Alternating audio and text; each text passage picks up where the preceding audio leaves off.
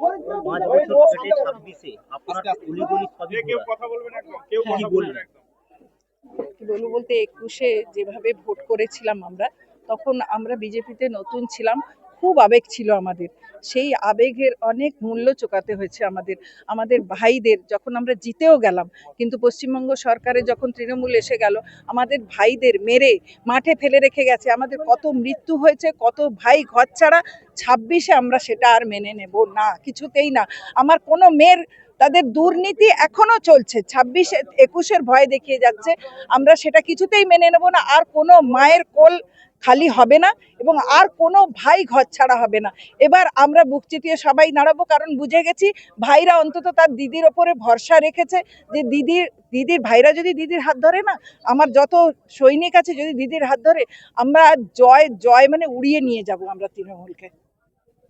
কতটা বিধানসভার টেক্কা দেওয়া বিরোধী আপনার অপোজিশন পার্টি? দেখুন, বেশি আত্মবিশ্বাস থাকা ভালো, কিন্তু বেশি ওভার কনফিডেন্স থাকা ভালো নয় আমি মনে করি। আমি জিতবো তো বটেই, তো সংখ্যায় আমি যেতে চাই না। বিগত দিনে আমি 10,000 ভোটে জিতেছিলাম, নিশ্চয়ই তার থেকে সংখ্যা বাড়বে, তার থেকে পরিসংখ্যান বাড়বে। এসআইআর কি প্রভাব পড়বে? অবশ্যই পড়বে। এসআইআরটা কি ছিল? এসআইআর এত সূক্ষ্ম বিচার ছিল। সেই এসআইআর যখন রোহিঙ্গাদের বাদ দেওয়া হয়েছে, দিদি রোহিঙ্গারা তো কোনো কিছুর মধ্যেই পড়ে না।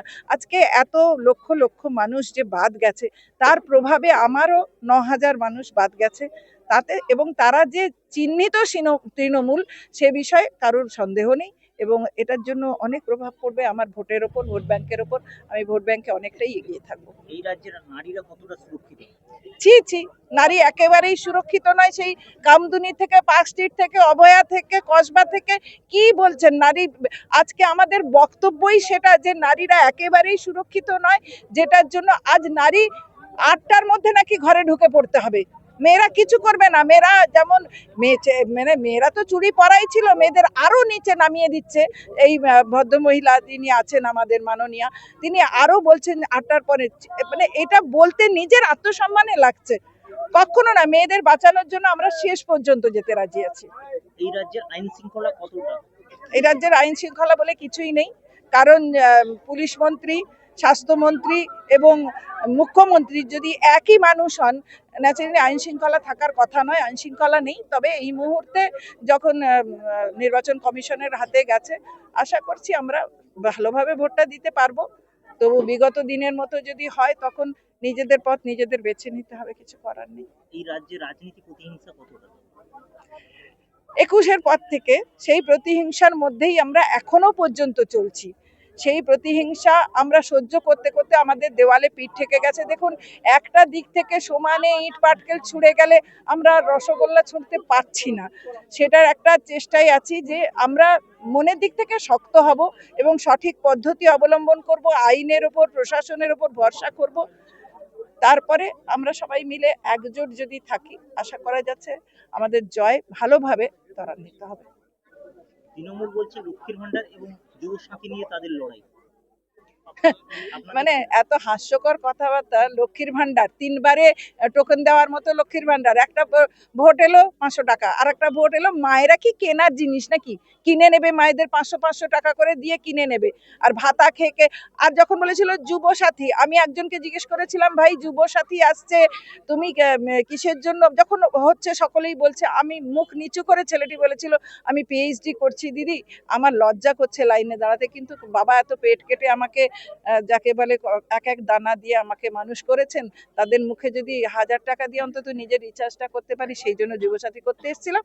কিন্তু যতজন যুবসাথী করেছে তার 10%ও যুবসাথী পায়নি। এটা ধাপ্পাবাজি, একটা বিশাল ধাপ্পাবাজি চলছে।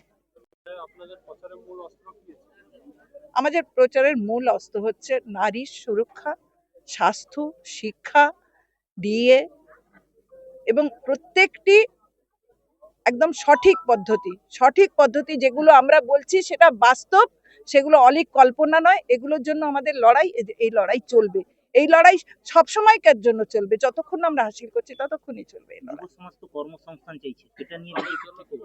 যুব সমাজের কর্মসংস্থান মোদিজি গ্যারেন্টি দিয়ে গেছেন একটা। দেখুন, মোদিজি বলেছেন, এবং মোদিজির গ্যারেন্টি মানে একদম লাকির যাকে বলে।